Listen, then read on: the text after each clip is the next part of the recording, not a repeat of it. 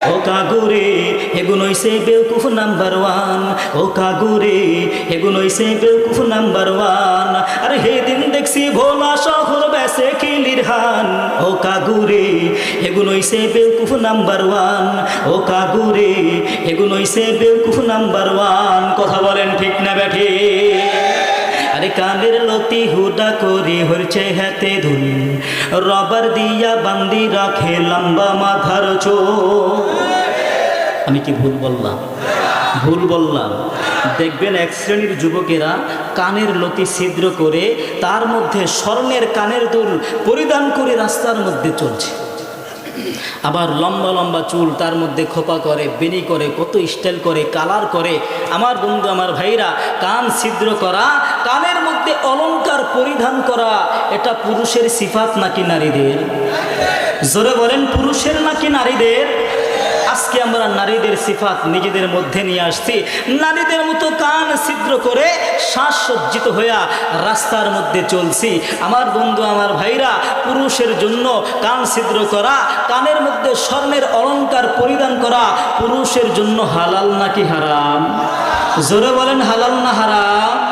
আরে কানের লতি হুডা করি হরছে হাতে ধুল, রবার দিয়া বান্দি রাখে লম্বা মাথার চুল। আবার মাতাল হইয়া মাঝে মাঝে বিড়ি মারে টান। ও কাগুরে এগুন হইছে বেউকুফ নাম্বার ওয়ান। ও কাগুরে এগুন হইছে বেউকুফ নাম্বার ওয়ান। কথা বলেন ঠিক না ব্যাঠি? আরে লম্বা চুলরে কাটি সাডি সোডো কইছে হেতি, স্কিন টাইটের হোশাক হরি হইছে পুরুষ জাতি। কথা বলেন, কথা বলেন। হাই হাই, দেখবেন এক শ্রেণীর মেয়েরা জিন্সের প্যান্ট, ট্রাউজার, গেঞ্জি, শার্ট পরে রাস্তার মধ্যে চলছে। দূর থেকে আপনি যখন দেখবেন আপনি বুঝবেন না এটা পুরুষ নাকি মহিলা।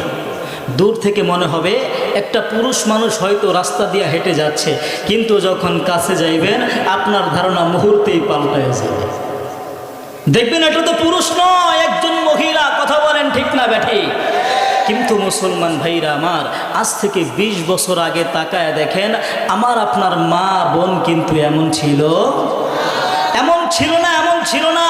হাই হাই, আমার আপনার মা বোন যখন রাস্তা দিয়া চলতো, দূর থেকে যখন তাকায় দেখতো একটা পুরুষ মানুষ আসতেছে, সাথে সাথে রাস্তার পাশে চলে যায়। একবারে রাস্তার পাশে গিয়া যখন পুরুষ মানুষটার সামনে দিয়া চলে যাবে, হাতের মধ্যে যদি ছাতি থাকে তাহলে সেই ছাতি দিয়া এইভাবে মাথাকে ঢেকে রাখে। কথা বলেন। অথবা শাড়ির আঁচল বা ওড়না দিয়া মুখ ঢেকে রাখে। যখন পুরুষ মানুষটা চলে যায় তারপরে সামনে সে অগ্রসর হয়। কথা বলেন ঠিক না বেঠি? কিন্তু মুসলমান ভাইরা আমার, আজকে আমাদের কি অধঃপতন হয়েছে! আমরা এখন কোথায় গিয়েছি! আমাদের ছেলে মেয়ে নষ্ট হয়ে যাচ্ছে। এখনো যদি আমরা সতর্ক না হই তাহলে কি হবে একটু চিন্তা করিয়া দেখেন। আমার বন্ধু, আমার ভাইরা, এমন একটা সময় দুনিয়াতে ছিল যেখানে দুনিয়ার জমিনে কোনো বৃদ্ধাশ্রম ছিল না।